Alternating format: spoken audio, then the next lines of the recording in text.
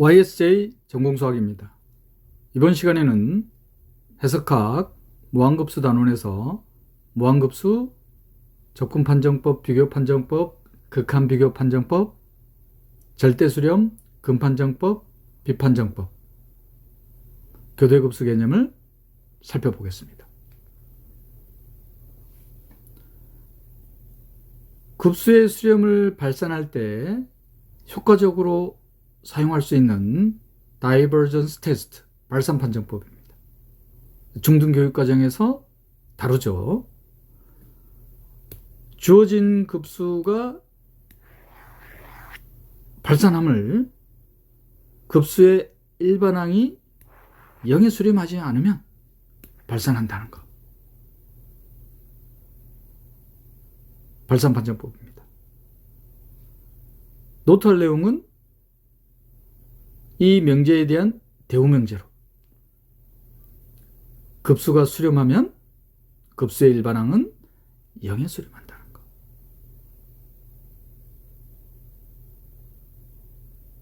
바로 보여지나요?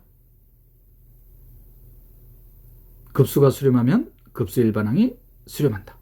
급수의 수렴 발산은 부분합이 수열이 되죠. 부분합인 수열에 대한 수렴성으로. 부분합이 수렴하니까 수열이 수렴할 거 아니에요. 수렴하는 수열은 부분 수열 또한 같은 값에 수렴하더라. 그래서 부분합을 급수가 수렴한다고 했으니까 급수의 수렴값을 S로 두고 부분합을 SN으로 두면 SN 또한 S에 수렴하겠죠. 그리고 SN에 대한 부분 수열 또한 S에 수렴할 겁니다. 여기서 일반항을 바로 찾을 수 있죠. 합으로 K번째 항까지의 합에서 K-1번째 항까지의 합을 빼면은 AK번째 항인 급수의 일반항이 나타날 겁니다. 따라서 급수의 일반항이 0에 수렴함이 바로 밝혀지죠. 급수의 일반항이 0에 수렴하지 않으면 주어진 급수는 발산한다. 대우명제인 급수가 수렴하면 급수의 일반항은 0에 수렴한다는 발산 판정법이었습니다. 이 발산 판정법은 중등교육과정에서 다룬다는 것. 예제 문제로 방금 발산 판정법에 대한 대우명제를 살펴봤고, 예제 문제는 바로 발산 판정법의 2에 해당되죠. 급수의 일반항이 0에 수렴하면 주어진 급수가 수렴하냐? 중등교육과정에서는 이그젠플로 이걸 사용하죠. AK 일반항을 루트 K 플러스 1 빼기 루트 K로 사용합니다. 그러면 유리화를 하면은 분자 유리화를 하죠. 따라서 AK 일반항은 0에 수렴한다는 걸 알 수 있습니다. 그런데 급수는 꼬리에 꼬리를 물고 소거되죠. 그러면 제일 마지막 번째 항과 첫 번째 항만 1만 남아있죠. 시그마 AK가 어떻게 될 거냐면은 루트 n 플러스 1 빼기 1이 되나요? n번째 항까지의 부분합.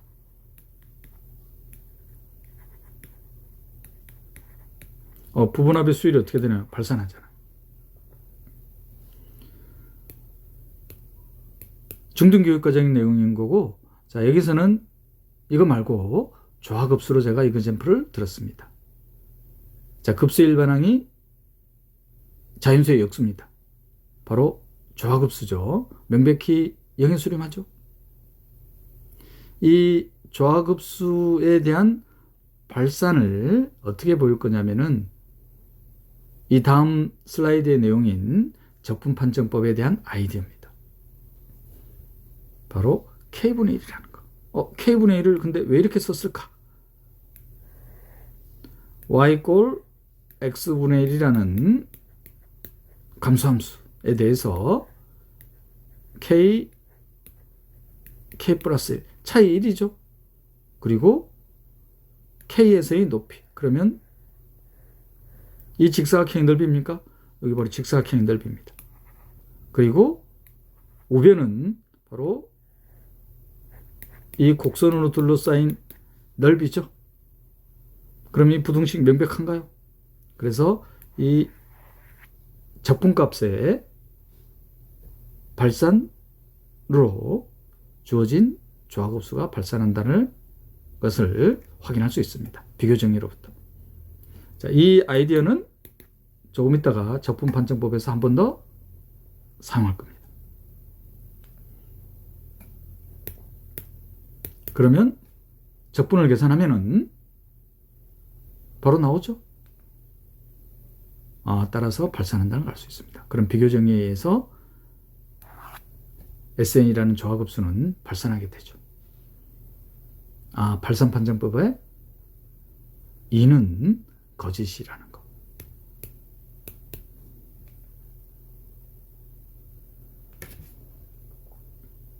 됐습니까? 자, 이 내용 또한 중등교육과정에서 다루죠. 주어진 급수의 일반항이 0에 수렴하지 않으면 발산한다. 대우명제인 주어진 급수가 수렴하면 급수의 일반항은 0에 수렴한다는 것. 그리고 주어진 급수의 합이 0에 수렴한다고 해서 주어진 급수가 반드시 수렴하지는 않는다. 발산할 수도 있다는 것. 대표적인 example이 조화급수입니다. 급수의 수렴을 판정하는 코시 판정법입니다. 자, 주어진 급수가 수렴한다면, 그러면 급수의 부분합이 수렴하는 거죠. 부분합이 수열입니다. 수열이 수렴할 때를 코시 수열. 충분히 큰 적당한 자연수 캐피털 N 이후번째 항에 대해서 임의의 수열의 두 항 사이의 차가 임의의 양의 실수보다 작게 되는 거죠. 자, 이 표현입니다. 바로 이게 뭡니까? 부분합의 표현으로 쓰면은 n번째 항까지의 합, 부분합, 수열이죠. n-1번째 항까지의 합을 뺀 거죠. 부분합의 수열, 수렴한다고 했으니까. 성립하나요? 그럼 역 또한 성립하죠. 코시의 판정법은 주어진 급수가 수렴하기 위한 필요하고 충분 조건이 된다. 노트할 내용은 굳이 n번째 항까지의 합에서 빼지 않아도 됩니다.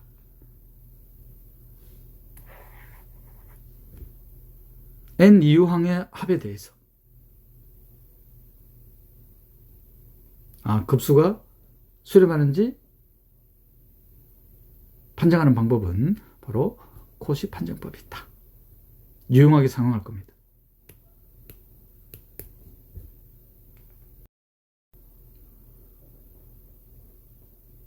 급수의 수렴 발산을 판정하는 세 가지 판정법, 적분 판정법, 비교 판정법, 극한 비교 판정법. 이 세 가지 판정법에는 전제 조건이 하나 있습니다. 자, 전제 조건이 뭐냐? 급수의 일반항이 음이 아니라는 것. 자, 첫 번째, 적분 판정법에서는 급수의 일반항 FK로 표현해 놨습니다. FK로 표현하는 것은 정의역이 자연수 집합인 함수가 수열이잖아요. 자, 그래서 FK 형태로 표현해 놨다는 거. 자, 그러면 이 급수의 일반항이 음이 아니고 감소한다는 거.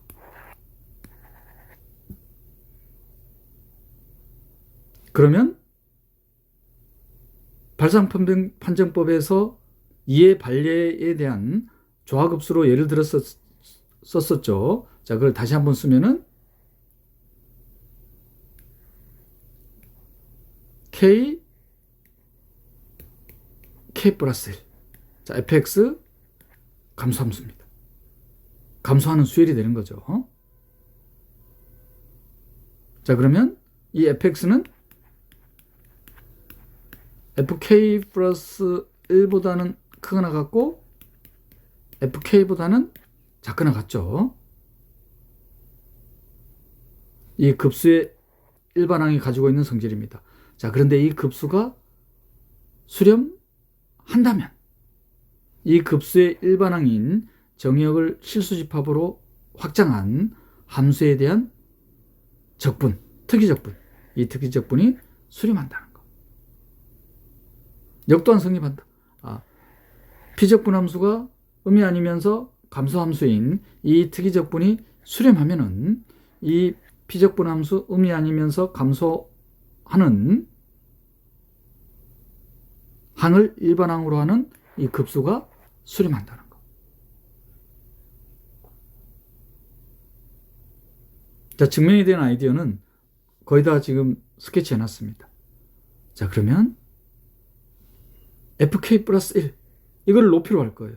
자, 이걸 높이로 하면은 이 직사각형의 넓이 그리고 fk를 높이로 할 겁니다. 그러면 이 직사각형의 넓이, 자, 좌변은 오른쪽 끝점에서의 직사각형 넓이고 요 우변은 왼쪽 끝점에서의 직사각형 넓이입니다. 자, 그럼 이 곡선으로 둘러싸인 넓이,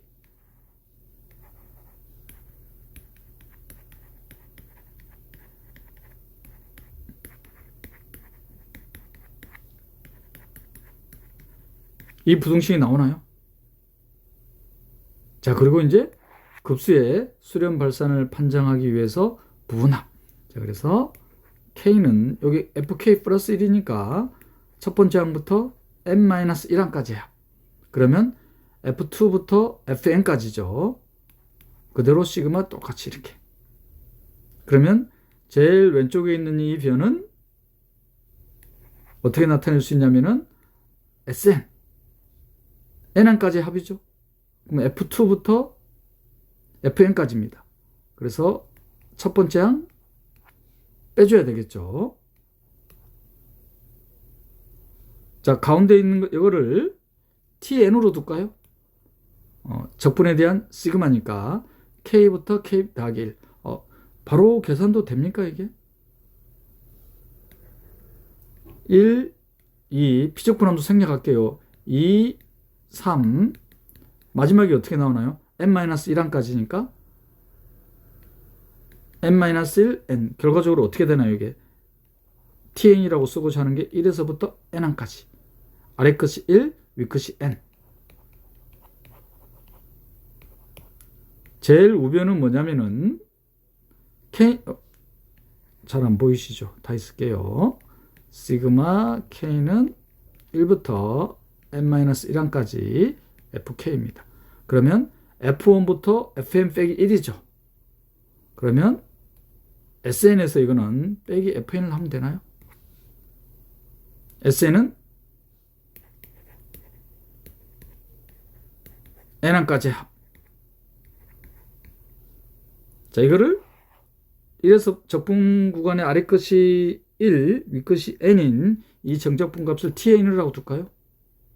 그러면 tn이 수렴하면 sn 수렴하겠죠? sn이 수렴하면 tn이 수렴하겠죠?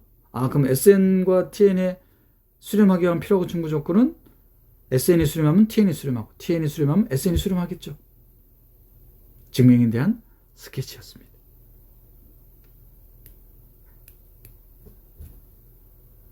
방금 언급한 내용들을 수학적으로 서술하면은 n항까지 합 sn tn이 왜 이렇게 주어진지 딱 보이시죠? 적분구간의 아래 끝 1, 적분구간의 위 끝 n.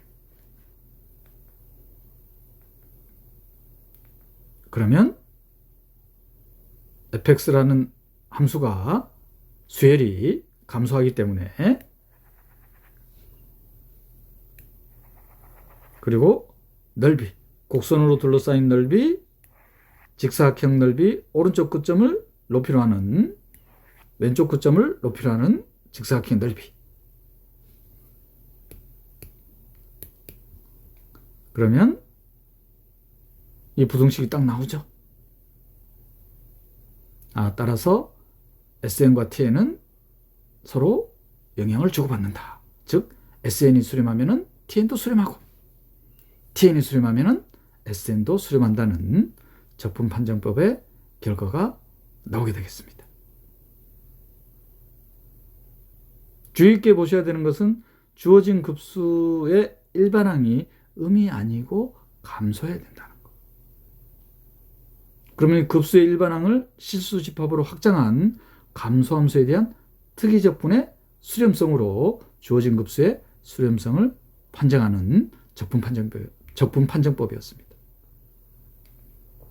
가장 대표적인 이그젠플입니다. 급수의 일반항이 kp제곱분의 1이죠. p가 1이면 좌급수니까 발산한다는 걸 알았습니다. p가 0이 아니면 p가 0이면 급수의 일반항이 0에 수렴하지 않으니까 발산하죠. p가 0보다 작으면 명백히 발산하죠. 급수의 일반항이 0에 수렴하지 않으니까. 발산 판정법. p가 1 이하이면 발산하는구나. p가 1 이렇게 쓰면 안 되겠네요. 그죠? p가 1 이하가 아니라 p가 1일 때 발산, p가 0 이하일 때 발산하는 거죠. 그러면 고려해야 되는 게 p가 0보다 크고 1보다 작을 때, 그리고 p가 1 이상일 때. 그럼 바로 적분 판정법 쓸 수 있나요? 그래서 특이적분의 수렴성으로 주어진 급수의 수렴 발산을 판정할 수 있는 적분 판정법을 적용시킬 수 있습니다. 그럼 주어진 급수 일반항에 해당되는 함수는 x의 p제곱분의 1. 이거에 대한 특이적분 계산하면 되죠.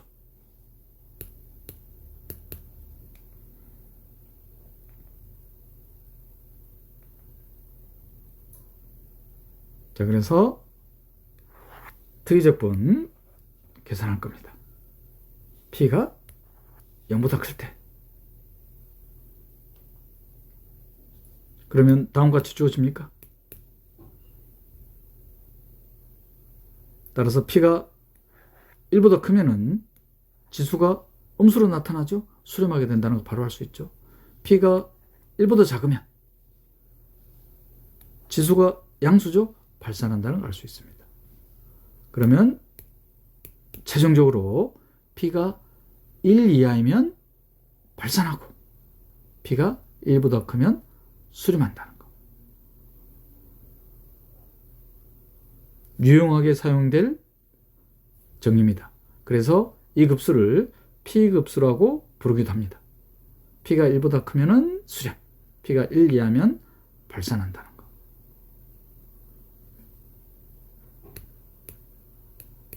적분 판정법의 대표적인 이그젠플, p급수. 자, 두 번째 판정법은 비교 판정법으로 적분 판정법보다 더 직관적인 거죠. 중등교육과정에서도 직관적으로 사용하는 개념이 되겠습니다. 전제 조건은 음이 아니라고 했어요. 자, 시그마 AK라는 급수가 수렴하는지 발산하는지 알고 싶다 이 말이야. 자, 그런데 일반항인 AK보다 큰 BK에 대한 급수에 대한 정보가 주어져 있어요. 어떻게 주어져 있냐면은 만약에 BK에 대한 급수가 발산한다고 하면은 시그마 AK 급수에 대한 수렴 발산은 판정할 수가 없죠. AK보다 큰 BK에 대한 급수가 발산하니까. 그런데 BK에 대한 급수가 수렴해요. 그러면 AK에 대한 급수 명백히 수렴하겠죠. 자, 반대로 AK에 대한 급수가 발산할 겁니다. 그러면 BK에 대한 급수는 명백하죠. 발산한다는 거. 비교 판정법입니다. 수열에 대한 비교 정리를 떠올리시면 되죠.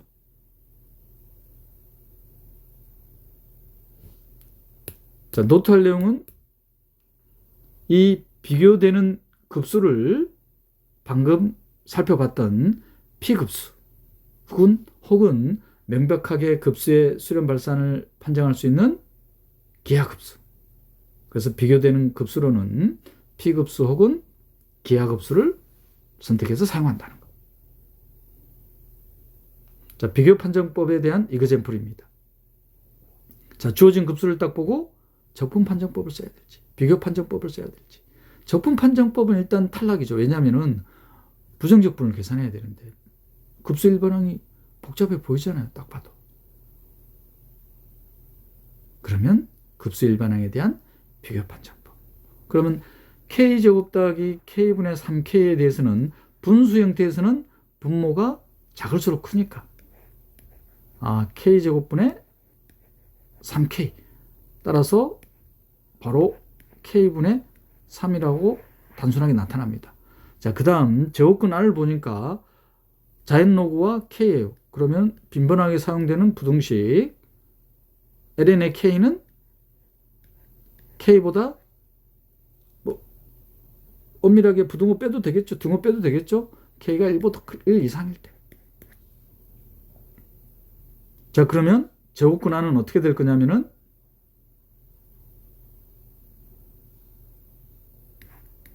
분자가 K보다 작으니까 1로 나오네요. 그죠? 그럼 결과적으로 K분의 3보다 이게 작잖아요. 근데 조화급수입니다. 발산합니다. 도움이 안 되죠. 비교 판정법의 단점입니다. 그럼 뭐로 잡느냐? 이번에는 lnK보다는 루트 K가 더 크죠. 기하학적으로 바로 확인할 수 있나요? 자, 그러면 이번엔 반대로 분자의 대신에 요거에 대한 K 대신에 루트 K로 하면 어떻게 됩니까? 이게 K의 2분의 1분의 1. 그러면 이건 K의 4분의 1분의 1입니까? 앞에 요 K 있죠. 따라서 결과적으로 급수의 일반항은 뭐보다 작게 될 거냐면은 K에 여기에 1 있고 4분의 1이 있으니까 4분의 5죠. 4분의 5분의 3입니다. P급수죠. P가 1보다 큽니다. 수렴한다는 거. 그러면 수렴하죠. 방금 언급했듯이 비교 판정법의 단점은 비교되는 대상을 찾아야 된다는 거. 노트에서 언급했듯이 P급수나 기하급수로 선택을 한다. 근데 여기서는 분수 형태에서는 분모가 작을수록 크고 특히 자연로그에 대한 부등식 ln의 x는 x가 1보다 클 때 x보다 작고 또는 루트 x보다도 작다는 거.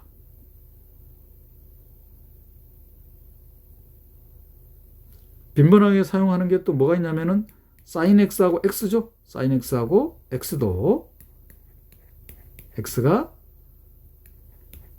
0 이상일 때.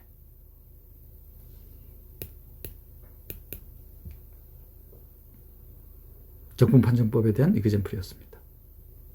방금 언급했듯이 비교 판정법에 대한 이그젠플이었습니다. 비교 판정법에 대한 단점이 비교되는 대상을 찾아야 된다는 거. 그래서 이 단점을 개선한 게 극한 비교 판정법입니다. AK와 BK를 비교하는 게 아니라 AK와 BK에 대한 B에 대한 극한.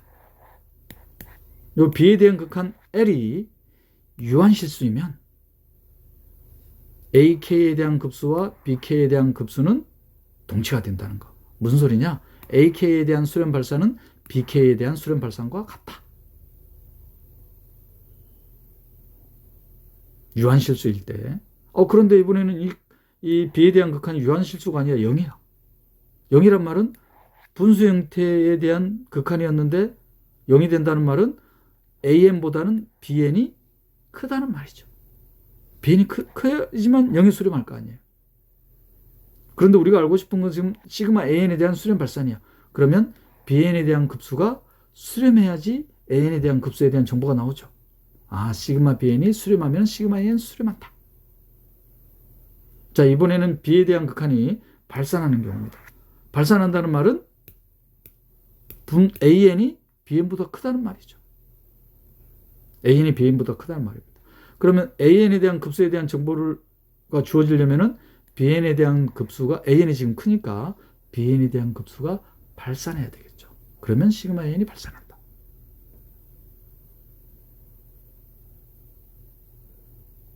증명은 앞에서 사용했던 비교 판정법에서 사용했던 개념인 수열에 대한 비교 정의, 적분에 대한 비교 정의,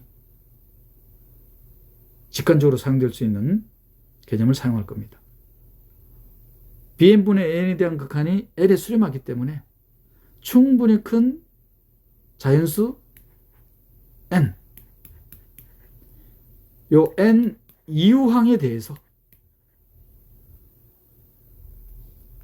K로 나타낼까요? 이유항에 대해서 그러면 BK분의 AK가 어떻게 되겠습니까?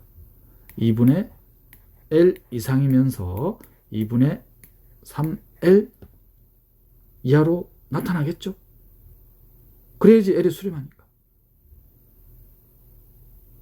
그러면 음이 아니라는 게 전제 조건이니까 양변에 BK를 곱해버리면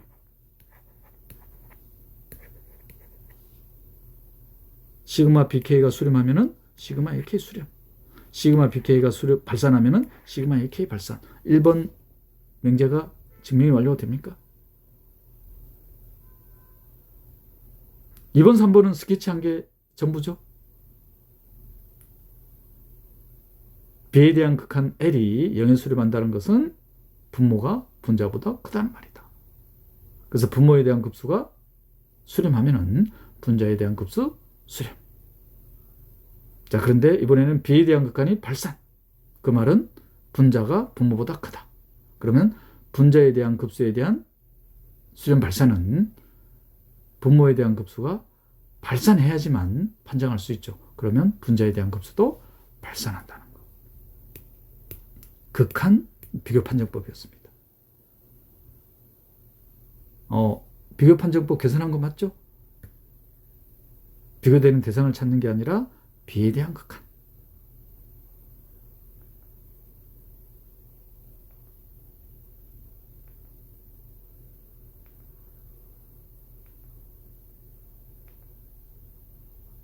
극한 비교 판정법이었습니다. 극한 비교 판정법에 대한 이그젠플은 기출문제로 출제된 게 있습니다. 2013학년도 21번 문항 합답형 D것으로 출제되었는데 모든 항이 양수인 급수가 수렴한다고 했습니다. 수렴한다고 했기 때문에 급수의 일반항이 0에 수렴하죠. 자, 이럴 때 이 급수의 수렴 발산을 판정하는 겁니다. 이 급수예요, 이 급수. 적분 판정법, 비교 판정법, 막막하죠. 그런데 AN이 0에 수렴한다는 걸 알았단 말이에요. 그럼 AN이 0에 수렴하기 때문에 AN분의 2의 AN 빼기 1에 대한 극한을 계산할 수 있죠. 0분의 0꼴입니다. 그럼 로비탈 룰을 적용시키기 위해서 정역을 실수집합으로 확장해야 되겠죠? 함수로 확장하겠습니다. x가 무한대로 갈 때 그러면 an을 fx 형태로 쓰면 되겠죠? 함수 형태로. 자, 그러면 분자가 2에 fx 빼기 1입니다. 그럼 로비탈 룰이 바로 적용이 되나요? 자, 로비탈 룰을 적용시키면은 분모 도함수, 분자에 대한 도함수 fx에 f'x, f'x 소거되네요. x가 먼 들어갈 때 fx 어떻게 됐었습니까? 0에 수렴했었잖아요. 따라서 어떻게 됩니까? 1에 수렴하네요. 그죠? 유한실수에 수렴하네요. 그럼 유한실수에 수렴한다는 것은 이 급수의 수렴 발산은 이 급수의 수렴 발산과 같다고 했죠. 그런데 이 급수가 수렴하니까 수렴한다는 거. 극한 비교 판정법을 이용해서 해결했습니다.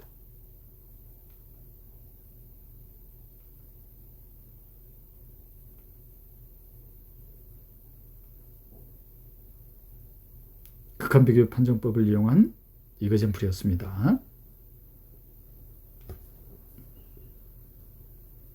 자, 이번 슬라이드에서는 이제 앞에서 적분 판정법, 비교 판정법, 극한 비교 판정법의 전제 조건이 급수의 일반항이 음이 아니라는 거였는데, 자, 이번 슬라이드에서부터는 그 음이 아니라는 조건을 고려하지 않을 겁니다.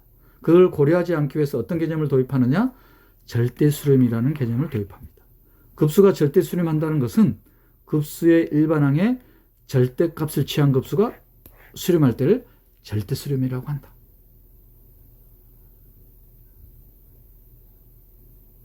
그러면 절대수렴하는 급수는 명백히 수렴하겠습니까? 왜냐? AK는 절대값 AK보다 작거나 같을 거 아니에요. 그럼 절대값 AK에 대한 급수가 수렴하니까 비교 정의에서 바로 성립하잖아요. 시그마 AK 수렴하죠.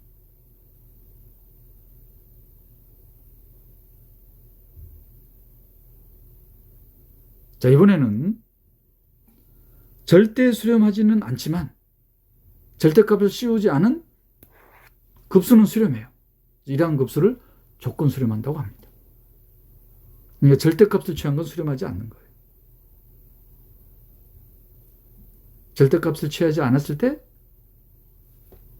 수렴하는 급수를 조건 수렴하는 급수라고 한다. 노트할 내용은 이미 설명드렸죠. 절대 수렴하는 급수는 명백히 수렴하겠죠. 비교 정의에 의해서. 그래서 이 절대 수렴이라는 개념을 이용하면은 급수의 일반항이 음이 아니라는 조건을 추가하지 않아도 된다는 거. 그 첫 번째 판정법이 바로 루트 테스트, 근 판정법입니다. 급수의 일반항에 절대값을 취하고 절대값을 취한 것에 대한 K 거듭제곱근, 이 K 거듭제곱근에 대한 상극한이 R입니다. 이 상극한 R이 1보다 작으면 주어진 급수는 절대 수렴한다는 거. 상극한 R이 1보다 크면은 주어진 급수는 발산한다는 거. 그럼 노트할 내용은 뭐가 나올지 예상이 되십니까? 선생님 왜 상극한을 하나요? 상극한을 계산할 때 편리할 때가 있어요. 자, 이거를 함수열 급수를 단원에서 상극한으로 계산하는 극한을 살펴볼 겁니다. AK에 대한 절대값에 대한 K분의 1 거듭제곱근과 요거에 대한 수프리머 명백하죠. 자, 이거에 대한 극한, 그러면 이 극한보다는 크겠죠. 그리고 AK에 대한 K분의 1 거듭제곱이 수렴하면은 상극한이나 하극한이 같으니까. 만약에 수렴한다면, 노트 첫 번째 겁니다. 상극한과 하극한이 같아진다. 그 말은 AK에 대한 K분의 1 거듭제곱근이 같아진다는 거. 굳이 상극한을 하지 않아도 된다. 상극한으로 계산하면 극한을 보다 편리하게 계산할 경우가 생길 겁니다.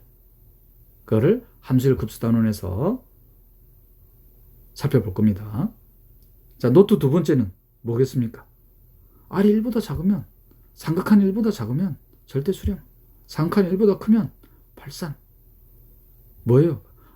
그럼 R이 1이면, 상극한이 1이면 그때는 근판정법을 사용할 수 없다는 거. 다른 판정법을 사용해야 됩니다. 그 이그젠플이 조화급수.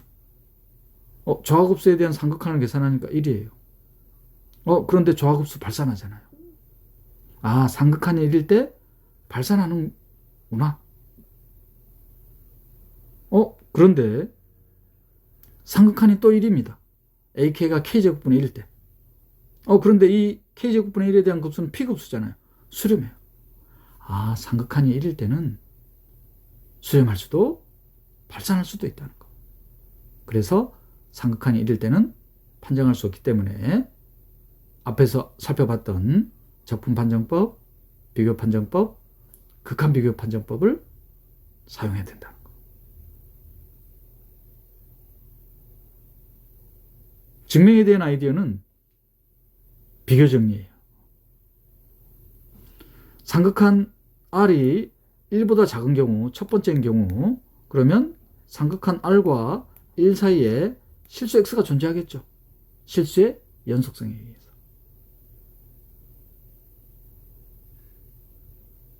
그러면 삼극한이 R에 수렴한다고 했기 때문에 수렴성을 이용하면은 충분히 큰 자연수 캐피털 N 이유항에 대해서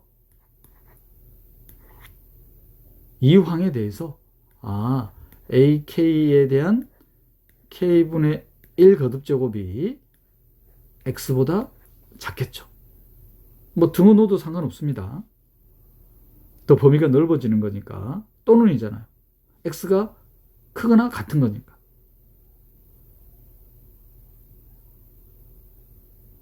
그죠? R에 수렴한다고 했으니까 R이 X보다 큽니다.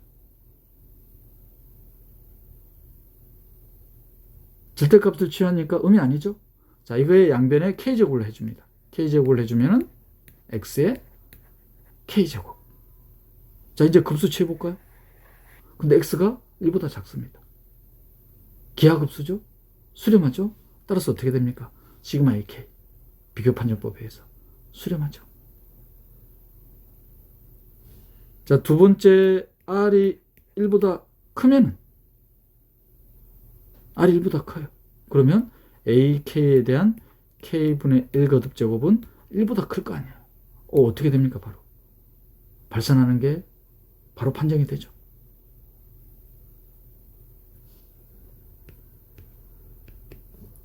루트 테스트였습니다. 급수의 일반항에 절대값을 취한 후 K 거듭제곱근을 취했을 때 이거에 대한 삼극한 혹은 극한이 1보다 작으면 절대수렴, 1보다 크면 발산. 이럴 때는 판정할 수 없다는 거.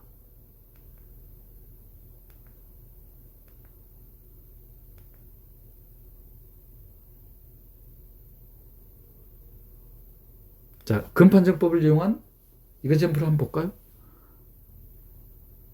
특히 근판정법은 모든 급수에 사용할 수 있습니다. 특히 다음과 같은 급수. 급수의 일반항이 K 거듭적으로 나타났을 때. 명백히 음이 아니니까 절대값을 취하는 건 의미가 없죠. 자, 그러면 K분의 1 거듭제곱을 취하면은 극한이 5분의 2네요. 1보다 작죠? 바로 판정이 되죠. 주어진 급수는 근판정법에 의해서 절대 수렴한다는 거.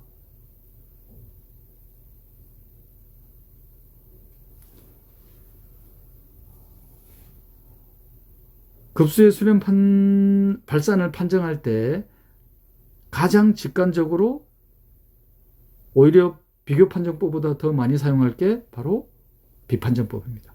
레이시오 테스트. 바로 이웃하는 두 항에 대한 B에 대한 극한. 그 극한 R이 1보다 작으면 절대 수렴, 1보다 크면 발산. 이럴 때는 근판정법에서 예들었던 것으로 확인할 수 있습니다. 판정할 수 없다는 거. 증명이 된 아이디어는 근판정법에서 했던 아이디어하고 같습니다. 첫 번째, R이 1보다 작으면 R과 1 사이에 실수 X가 존재할 거다. 그리고 B에 대한 극한이 R에 수렴하기 때문에 충분히 큰 자연수 N 이후항에 대해서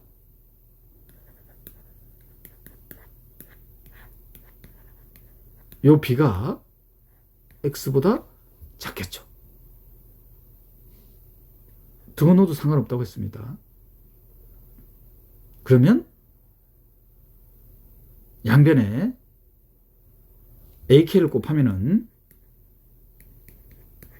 그리고 ak를 곱한 다음에 양변에 xk 플러스 1분의 1을 곱해주면은 이렇게 나오죠. 무슨 수열입니까? xk분의 ak라는 수열은 감소하는 수열이 되잖아요. xk분의 ak가 감소합니다. 그리고 명백히 유계죠. x가 r과 1 사이라고 해놨으니까. 그러면 적당한 양의 실수 캐피털 M에 의해서 유계가 될 겁니다. 그럼 바로 되죠. 양변에 x에 k를 곱하면은 공비가 x인 기하급수. 따라서 ak에 대한 급수 수렴하죠. 1보다 크다고 하면은 b의 절대값에 대한 b가 1보다 클 테니까 증가하죠. ak가 증가합니다. 어떻게 됩니까? 그러면 시그마 ak 발산하겠죠.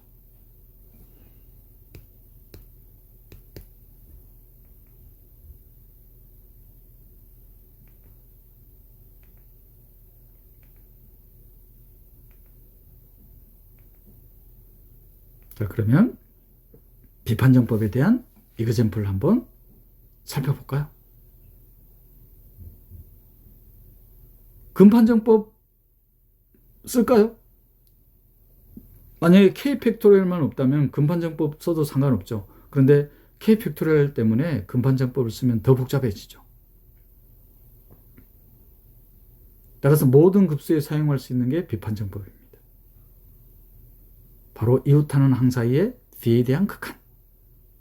1보다 작으면 절대수렴, 1보다 크면 발산. 1일 때는 판정할 수 없기 때문에 적분판정법, 비교판정법, 극한비교판정법 혹은 근판정법을 사용해야 된다는 거. 그래도 안 되면 코시판정법.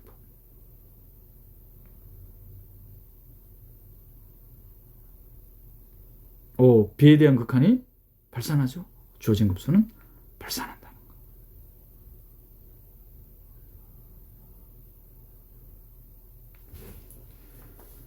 자, 이번에는 교대급수 판정법입니다. 교대입니다. Alternating Series Test. 부호가 교대로 나오는 급수. 그럼 부호를 분리해내는 거예요. 이 교대급수는 중등교육과정에서도 언급이 됩니까? 지금은 다루지 않겠네요. 부호를 분리해냈어요. 부호를. 그러면 AK는 어떻게 되겠다? 음이 아니고 감소하면서 영인 수렴해야 됩니다. 마치 적분판정법에 대한 조건처럼. 음이 아니면서 감소해야 된다는 거. 그러면 이 교대급수는 수렴한다는 교대급수 판정법입니다. 이 교대급수 판정법은 일반적으로 어떻게 표현할 수 있냐면은 K는 1에서부터 무한대까지 마이너스 1의 K를 BK로 둘게요. 그리고 AK. AK는 음이 아니면서 감소하면서 0에 수렴하는 급수입니다. 그리고 BK에 대한 부분합. BK에 대한 부분합이 유계입니다. 유계.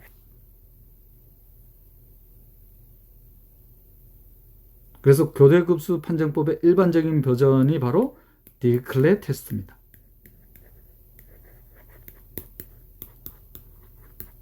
디리클렛 판정법.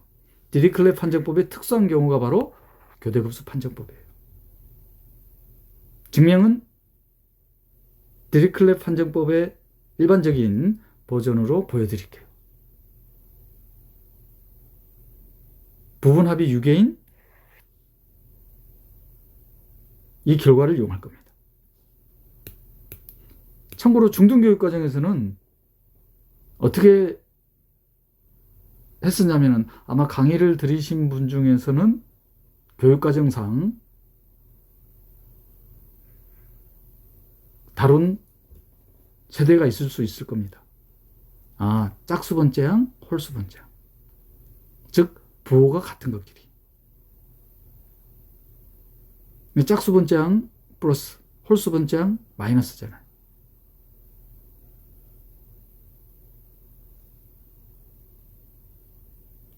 기본적으로는 이 아이디어를 사용할 겁니다. 자, 그래서 마이너스 1의 k에 대한 부분합을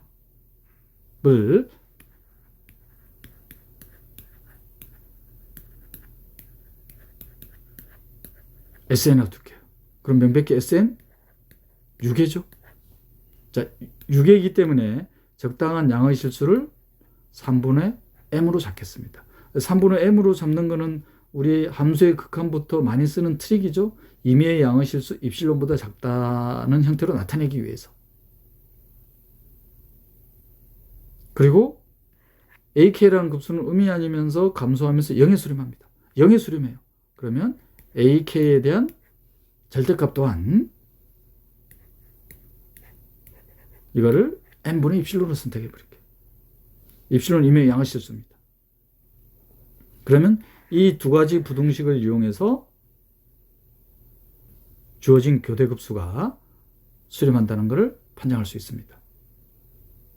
적분판정법, 비교판정법, 극한비교판정법. 급수의 일반항이 음이 아니란 전제조건, 근판정법, 비판정법. 급수의 일반항이 음이 아니란 조건을 고려하지 않죠. 그리고 마지막으로 교대급수 판정법. 그럼 이 교대급수 판정법을 증명하기 위해서는 어떤 아이디어를 쓸 거냐? 어떤 방법을 사용할 거냐? 바로 급수의 수렴 발산을 판정하는 기본적인 아이디어인 코시 판정법. 즉 n번째 항부터 m항까지 합.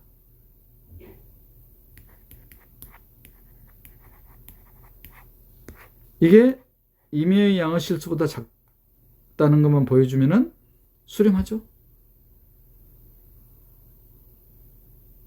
자, 그런데 이 n번째 항부터 m항까지 합을 SN으로 나타낼 수 있잖아요. 이게 아이디어입니다. 교대급수 판정법에 대한 아이디어, 증명에 대한 아이디어. 일반적인 버전이 뭐라고요? AK라는 부호를 분리해낸 AK는 음이 아니면서 감소하고 0에 수렴한다. 그리고 마이너스 1의 K에 해당되는 부분합이 6개인 겁니다. 그래서 마이너스 1의 K에 대한 부분합을 SN이라고 뒀습니다. 그럼 명백히 6개죠. 6개이기 때문에 수프리멈을 적당한 양의 실수 m에 대해서 3분의 m으로 선택했습니다. 그리고 코시 판정법을 적용시키기 위해서 n번째 항부터 m항까지 합. 자, 이거를 SN으로 나타낼 거예요. 부호 같은 것끼리. 자, 시그마로 나타내면 그런데 n번째 항부터 m항까지 합, n-1항부터 n-1항까지 합. 그럼 인덱스를 같게 해줄까요? n번째 항부터 n-1항까지 합. 그럼 n번째 항부터 n-1항까지 합은 sm 곱하기 am 더해지죠? n번째 항부터 n-1항까지 합이니까 첫 번째 항 s의 n 빼기 1, a의 n번째 항 더해주면 되죠? 따라서 정리하면은 다음과 같이 나타납니까? 그래서 이걸 다시 한번 정리하면은 다음과 같이 쓸 수가 있죠. 이제 여기서 AK란 수열은 음이 아니면서 감소하면서 0에 수렴한다. 그리고 SM이라는 SN 빼기 1이라는 부분합은 6개라는 거. 그리고 삼각부등식.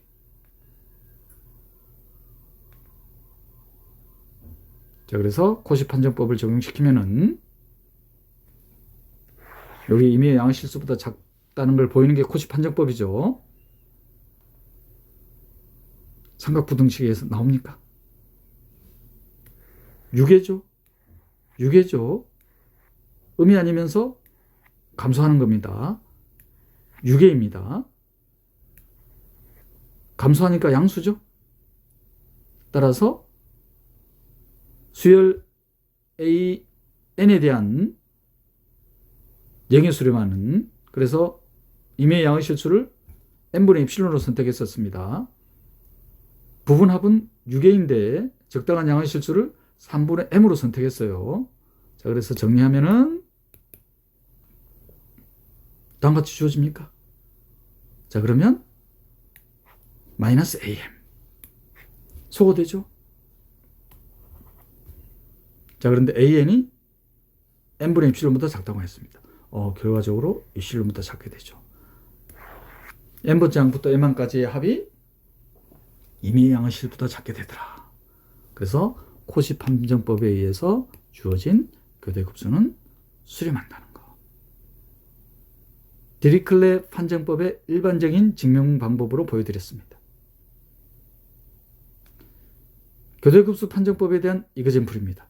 2007학년도 8번 문항 4점 배점으로 출제된 기출문제입니다. 자, 무한급수가 수렴함을 보여라. 부호가 교대로 나오네요. 그죠? 그럼 부호가 친절하게 분리해져 있네요. 자, 그러면 이 일반항, 그리고 일반항을 또 더 친절하게 이렇게 나타내 놨습니다. 명백히 음이 아니죠. 그럼 뭐만 보이면 되나요? 감소한다는 거하고 영의 수렴한다는 거. 영의 수렴한다는 것도 바로 보여지나요? 이게 1보다 작고 1보다 작고 1보다 작고 2n 분의 1. 영의 수렴하잖아요. 명백히 0보다 크죠? 조임정리에서 영의 수렴한다. 그래서 감소한다는 거하고 영의 수렴한다는 것만 보이면 교대급수 판정법에서 수렴한다는 게 바로 보여집니까? 명백히 음이 아니고 이웃하는 항사의 차 0보다 작죠? 감소합니다. 그리고 조임정리에 의해서 영의 수렴한다는 것. 따라서 교대급수 판정법에 의해서 주어진 급수는 수렴합니다.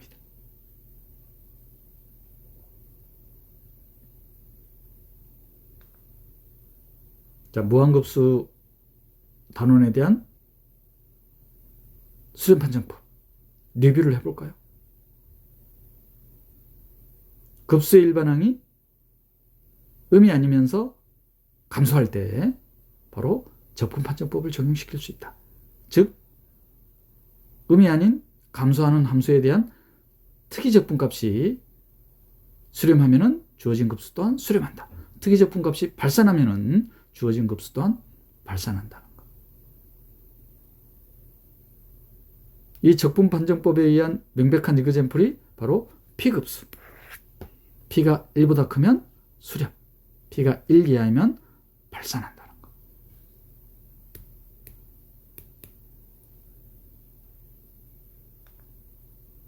그리고 적분 판정법보다 더 직관적으로 사용할 수 있는 비교 판정법.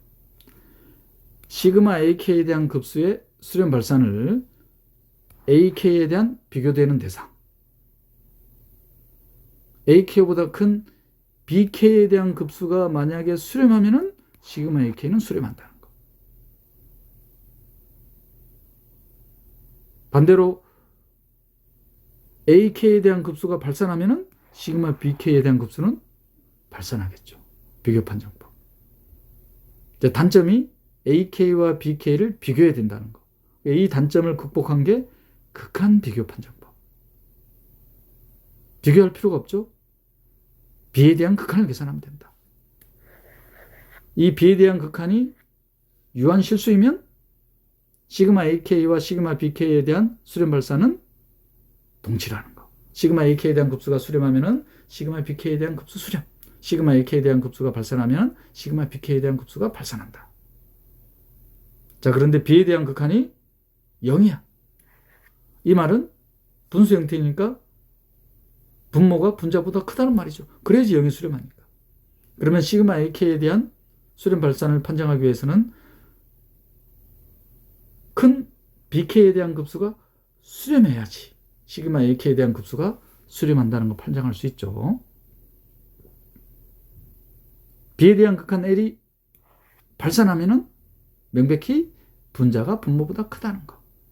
그러면 분자에 대한 급수에 대한 수렴 발산은 시그마 BK에 대한 급수가 발산해야지 분자에 대한 시그마 AK에 대한 급수가 발산한다는 것을 판정할 수 있겠죠. 극한 비교 판정법이었습니다. 이 세 가지 판정법은 적분 판정법, 비교 판정법, 극한 비교 판정법은 중요한 전제 조건이 일반항이, 급수에 대한 일반항이 음이 아니라는 거였죠. 이 음이 아니라는 조건을 고려하지 않기 위해서 절대수렴이라는 개념을 도입한다. 급수의 일반항에 절대값을 취한 급수가 수렴할 때를 절대수렴.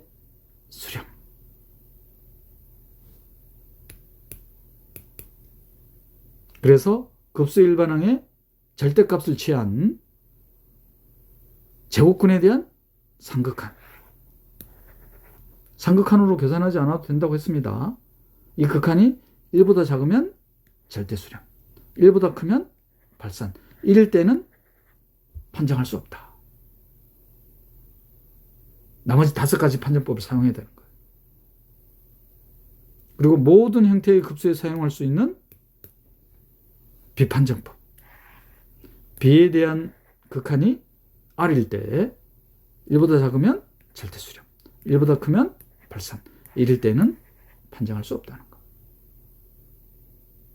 마지막으로 부호가 교대로 나오는 교대급수 판정법은 부호를 분리해낸 수열이 음이 아니면서 양수이고 0에 수렴하면은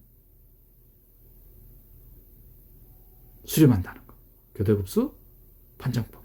디리클렛 판정법의 특수한 형태라고 했었습니다.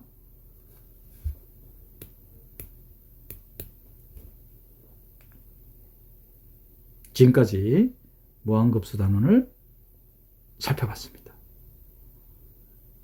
다음 시간에는 함수열 급수 단원을 살펴보겠습니다. YSJ 전공수학이었습니다.